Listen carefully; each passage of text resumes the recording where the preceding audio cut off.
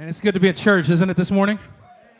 It's good, it's good. It's so glad that you chose to be here this morning at Discover Church. We're loving getting to worship as one church, serving one God with one purpose, and it's so exciting to be here. We have an expression around here that we're not like family, we are family, and that's something that we value and we believe because it's an important part of who we are and what we do.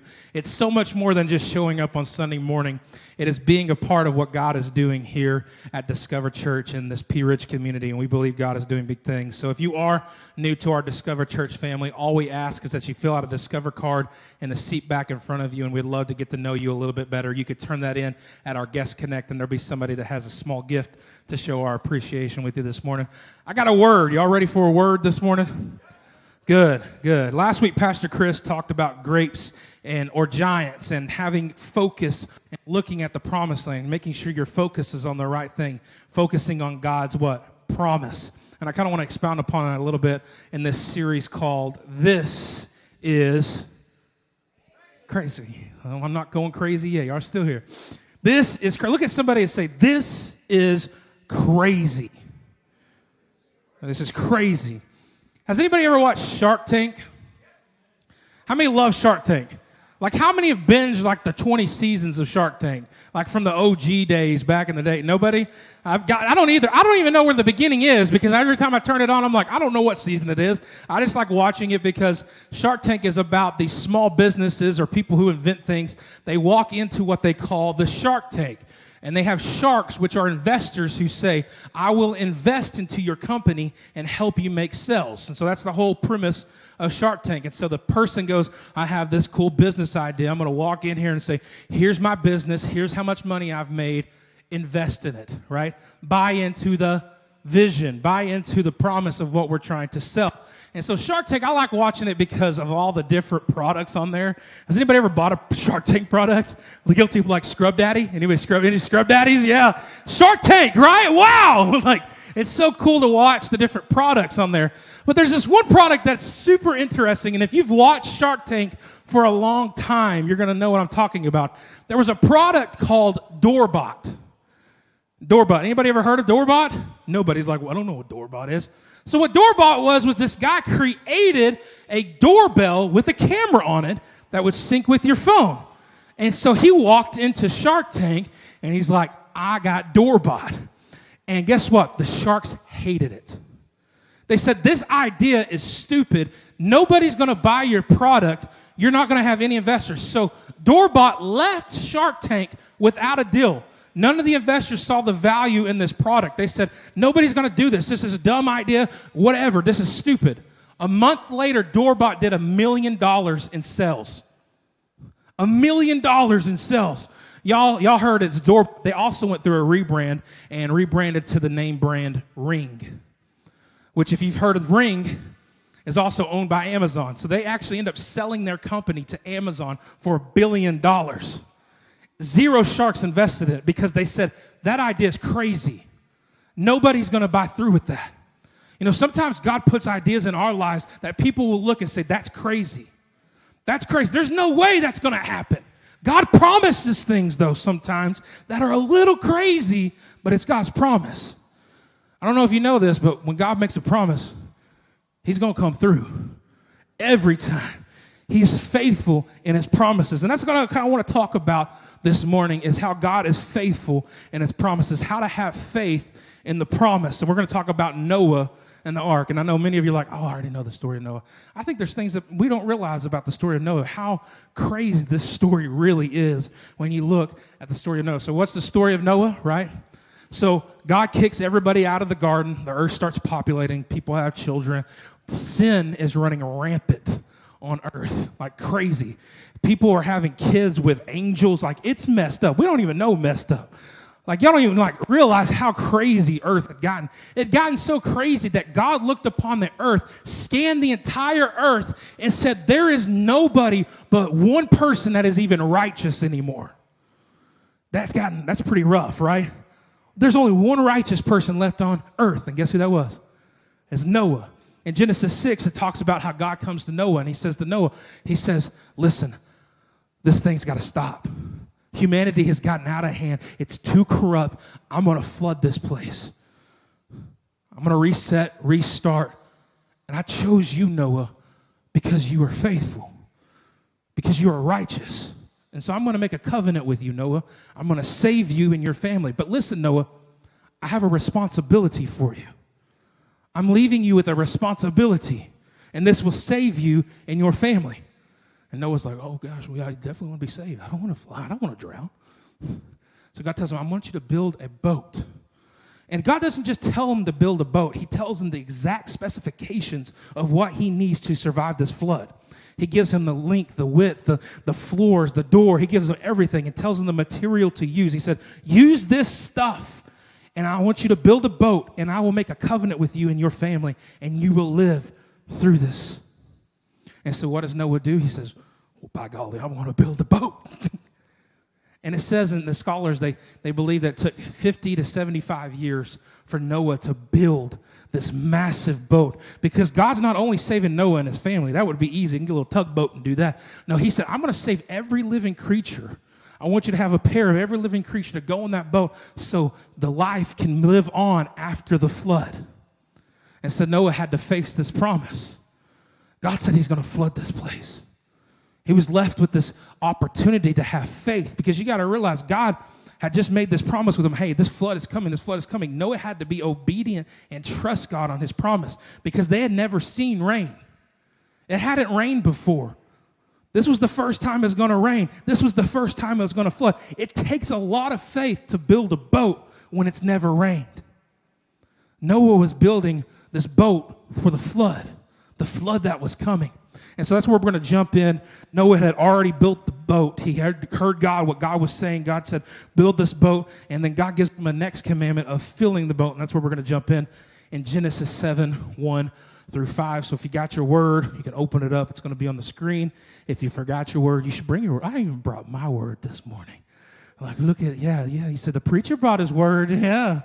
I usually have it on my iPad, but I wanted you to see this example this morning. It's Genesis 7, 1 through 5. Let's read this. When everything was ready, the Lord said to Noah, go into the boat with all your family, for among all the people of the earth, I can see that you alone are righteous. Take with you 7 pairs, male and female, of each animal I have approved for eating and for sacrifice. God's not going to let you starve on the boat. And take 1 pair of each of the others. Also take 7 pairs of every kind of bird.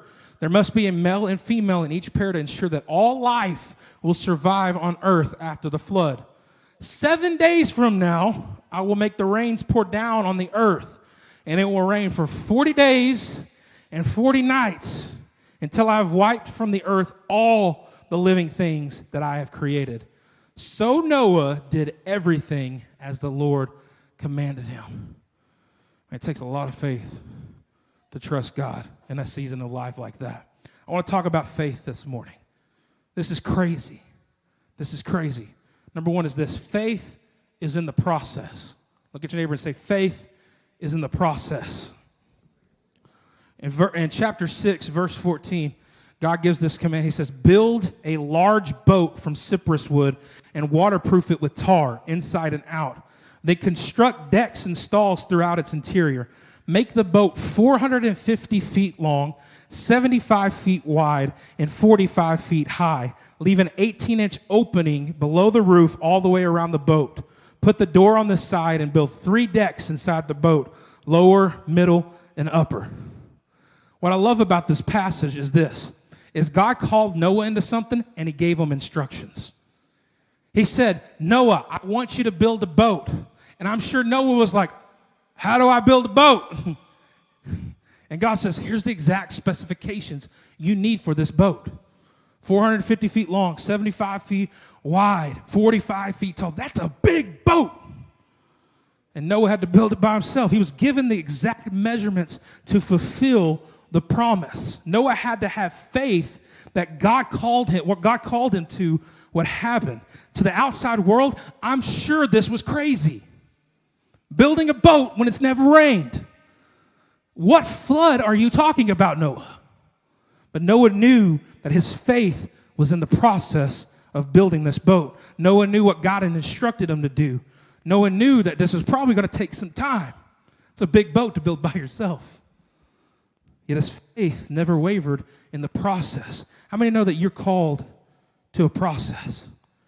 Every single person in here, you have a process of faith. You say, well, God never talks to me. He never told me what I'm supposed to do. That's good. That's where you're listening. God never spoke to me. Listen, I've heard people pray this prayer. I wish God would give me instructions like he did Noah. Noah had it easy. He told Noah, build a boat. Gosh, super easy. God, why don't you give me those kind of instructions? Why don't you give me those kind of instructions? Why don't you give me those kind of instructions for my life? God already gave you the instructions. You have to open it and read it. You see, your faith is in a process. You say, what is God's instruction for my life? Has he called me to be a boat builder? No, what God's called you to do is to follow through with the calling of what Jesus left us as a commandment. So what are the greatest commandments? When I open up this word, it says to love God with all of my heart. That's the greatest commandment of all. Love God with all of my heart. What does that mean? It's worshiping him, seeking his word, seeking his presence in my day-to-day, literally seeking out the Lord in everything I have. That's what you do when you love somebody, right? When you pursued your spouse, you said, oh, they're so cute. You spent all the time trying to vie for their attention. That's the same thing God wants from you in your heart. He wants you to vie for his attention. God, I want to give you this. Lord, I worship you. God, I'm coming in prayer. What's the second greatest commandment? I heard a lot of different things. Love your neighbor as yourself. God's already given us the commandment of what we're supposed to be doing in our life. We keep looking at God and saying, how am I supposed to work, God? Am I supposed to be a pastor? And am I supposed to? And listen, this is an occupation that God is using me to fulfill those two promises. That's all it is. Your occupation, he can use you to fulfill that same promise. Your workplace doesn't change the mission. If you are working in construction, you're working as a teacher, wherever you're working, God has called you to what? Love him with all of your heart. That is devotion. And then love people around you. Let me tell you this, you can make a difference in your workplace and have faith in your workplace. And you can see revival in your workplace, but you got to keep your faith in the process. You got to say, God, I trust that your word is true, and I believe that the things that are written in this thing are for me and for my life. And so when you live that out in your workplace, you'll see God move in ways that you can't explain. And it takes faith. God has called you to a greater purpose, but you're in the process. I want to remind you of this too. Your faith doesn't need proof. Your faith doesn't need proof. Hebrews 11:7 says, it was by faith that Noah built a large boat to save his family from the flood. He obeyed God, who warned him about the things that had never happened before. By his faith, Noah condemned the rest of the world, and he received the righteousness that comes by faith. I want you to see that again. He obeyed God, who warned him about the things that had never happened. That had never happened. Your faith doesn't need proof. Noah had to build a boat before he ever seen the rain. He had to build a boat. He didn't stop and say, God, give me a sign. That's what I read all of Genesis when I was doing this study. There's no part in Scripture where Noah says, 25 years in, God, do I still need to finish this boat? God, are you sure this is the boat I'm supposed to be building? You got to realize Noah took 50 to 75 years. The life expectancy in America is 75 years. That could be your whole life. 75 years. He never once said, God, am I supposed to still be doing this? Would you send me a... How many have prayed that prayer? I pray it all the time, right? God, if this is what I'm supposed to be doing, make it very clear. Please. Just a little lightning won't hurt me. We ask God for signs, but guess what? Your faith doesn't need a sign. Your faith trusts the promise. Noah remembered. God spoke to me. He said, this is the promise and covenant I'm making with you. This shall pass. This shall come. This is going to happen. And Noah remembered that in his heart for the 75 years. He didn't pray God for a sprinkle. He didn't pray God, Lord, let me just have a little rain shower. He said, you already made the promise. I trust you in it. Because faith is in what he said and he spoke over your life. It's not the proof. Faith doesn't need proof. Faith is in the unseen. Faith is in the things that have not come to pass. Our proof is written in his promise. Don't lose focus on it. Noah took 50 years to build this boat. It's crazy. I don't know about you, but that would have been tough for me. I would have got 5 days in and said, this ain't for me. This is not me, God. You called the wrong dude. I may be righteous, but you're going to have to give me a floaty to survive this flood. Because I ain't building no boat. He said, Noah never gave up at any moment. That's the kind of faith Noah had. Here's the thing I thought about, is Noah could have got lazy. Because I know that's my personality, right? Maybe I'll just make it 400 feet. That'll save me a little bit of days of work, right? Maybe I'll just make it 50 feet wide. They'll fit in there, right? I'll be all right. No, he said he made it to the very specific way that God called him to. Every minute detail that God called him to build this boat, Noah followed through faithfully. That's the faith. It's following through with the process. Faith also comes through adversity. Anybody ever face some adversity? Yeah, it's not fun, is it? Matthew 24:37. For as were the days of Noah, so will be coming of the Son of Man. For as in those days before the flood, they were eating and drinking, marrying and giving in marriage until the day when Noah entered the ark. They were unaware until the flood came and swept them all away. So will be the days coming of the Son of Man. I wonder what it was like to be the people that were around Noah. You got to think there were some comments made to Noah, right? Crazy man in the woods building a boat. I'd have some comments.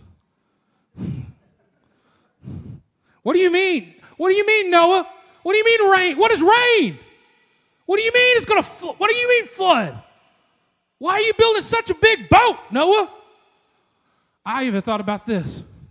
I guarantee there was people who pulled Noah aside, because that's what we do nowadays, right? We pull people aside when we give our opinion because we don't want everybody else to know. I can imagine some people pulled Noah aside and they said, what are you doing? God told me to build a boat because there's going to be a flood. You talking about the same God that kicked us out of a garden? He gave up on us a long time ago, Noah. He gave up on us a long time ago, Noah. You're just wasting your life building a boat. Noah has to make a choice and to keep the faith, even though he may experience adversity. Some of us are experiencing adversity because the outside world is trying to chat into our ear and tell us this faith ain't worth it. But let me tell you this morning. Those who can't see the promise will always criticize your process. Those that can't see the promise will always criticize the process.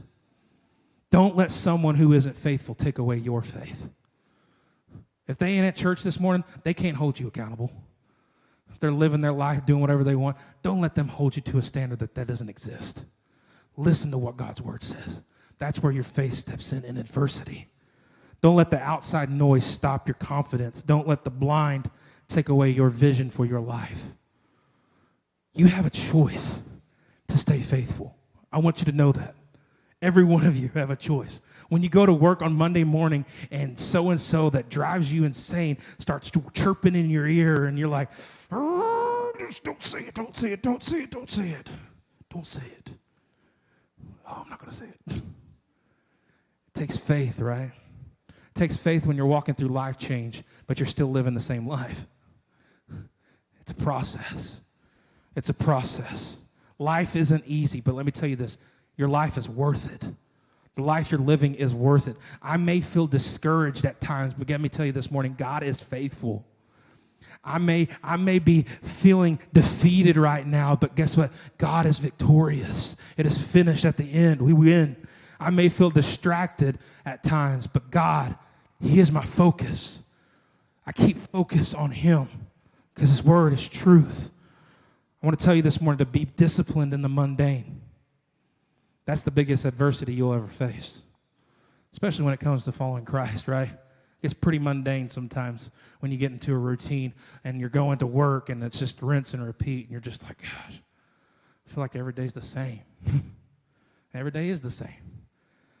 I'm sure it was the same for Noah, waking up every morning. I'm going to have to build a boat. Where are we at? I got to chop wood today.